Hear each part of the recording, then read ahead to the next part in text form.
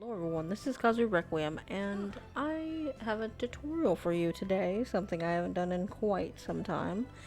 And I learned how to do this last night, and a lot of people found interest in learning how to do it themselves, so I thought I'd share it. So, we're in The Sims 4, as you can see, and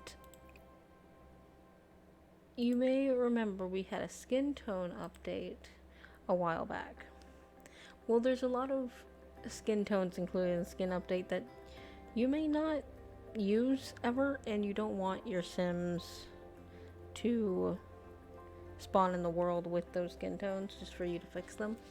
Like, say, some of the cool skin tones, they look downright purple, or like, if you don't play with Sims like extremely dark or like extremely light and pasty, and you want like a more even level of skin tones in your game for your preference, or say you like to have, you're like an African American simmer and you're like, I want all the Sims in my game to be of that kind of skin tone, which I've seen in people's like mod videos and stuff. So there's a lot of different reasons why it may be helpful to hide skin tones.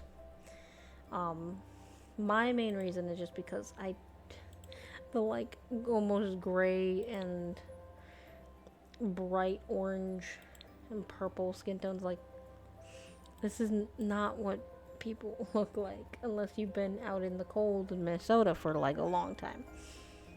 But I digress. This is what it looks like naturally in the game, and now I'm going to show you what mine looks like. And this is how my skin tones look. As you can see, there's an even like number of swatches, and they range from light to dark in a way that kind of makes sense. And also, I have almost none of the cool tones because I hate them.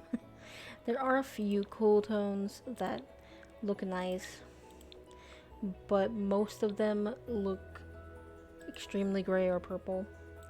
There's a few neutrals in here that, like, I don't love, but they're not worth it to remove. And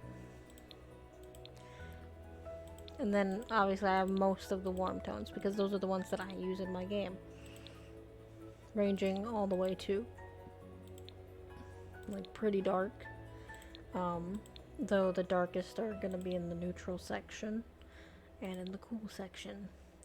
I haven't removed these ones because Sims don't typically randomize with these, but also I'm probably gonna replace them at some point with pastels, maybe, for like a not so berry type thing.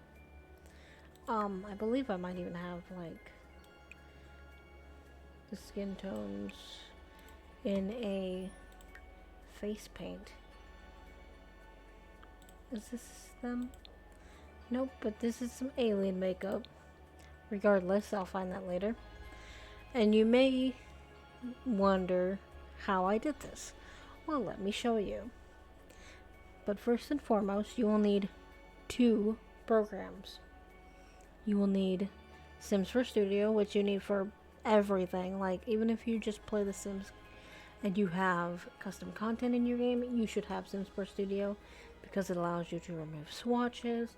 It allows you to change, like, say I have like a custom content hair or something. I don't have much in my game, but say I wanted this hair to be randomizer friendly, then I would be able to do that in Sims 4 Studio. And the second program that you'll need is Skinninator. Skinninator is a program that's on Mod The Sims, and it will allow you to export skins in your game. So and also, I will provide links to Skinninator and Sims 4 Studio in the description, as well as any other tools that I think would help, as well as my swatches, my mod, I guess, I've made in case you don't want to do this yourself and you're just like, I like the range of swatches you have and I just want that in my game. That will also be in the description. So let's open Skinninator. So this is what Skinninator looks like when you first launch it. And it may seem a little confusing, but this is a very bare bones program. So what you will do, first and foremost, is go to Clone Game Skintones, click that, and all your game Skintones will show up. Now, you may be looking at this like, oh my god, I have no idea what Skintones are what. This is horribly confusing. Well, I have a fix for you. I actually have a asset that will also be in the description. That is a skin tone chart that I made for each one of these skin tones. Now, N is neutral, C is cool or cold tone, and then W is warm, which if you open The Sims 4, we have the warm skin tones, neutrals, and the cool skin tones. M is also there as like miscellaneous. If you want to get rid of those, that is an option for you. But I have all of them going all the way down. Now, the only ones I do not include are the alien and mermaid tones at the bottom, but those are pretty easy to discern. Because if we go into Skinninator again, if you go all the way down, it'll change from base game to EP1, which is the alien skin tones, and EP7, which is the mermaid skin tones. Get to work and island living respectively. What I did to like figure out which ones I wanted and didn't want is I also made this like little chart here in Paint. I just took a screenshot and I just rectangled all the ones that I didn't want.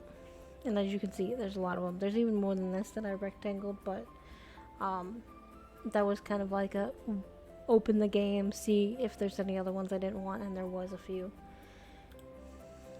But it's as simple as that.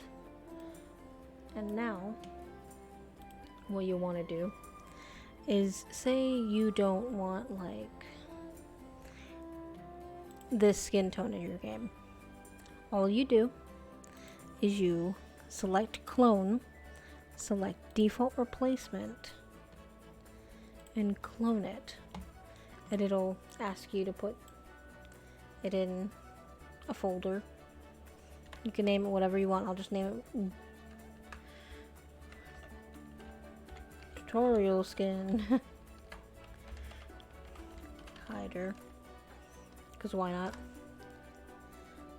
And this is where Sims 4 Studio comes in. So you can close Skinninator now. You don't need it anymore unless you want more skin tones. Also, you can select more than one and it'll make a merged package file for you with all the skin tones you don't want. But now we have this, and we can go ahead and open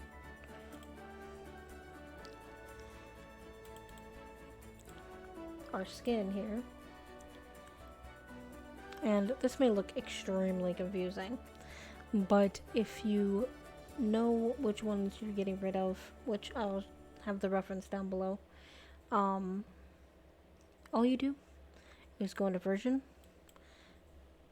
0, hit enter, and save.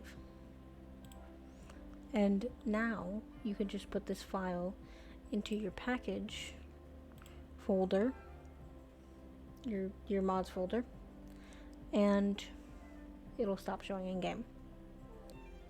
And that's all you need.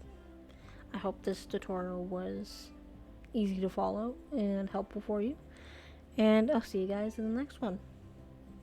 Namurie.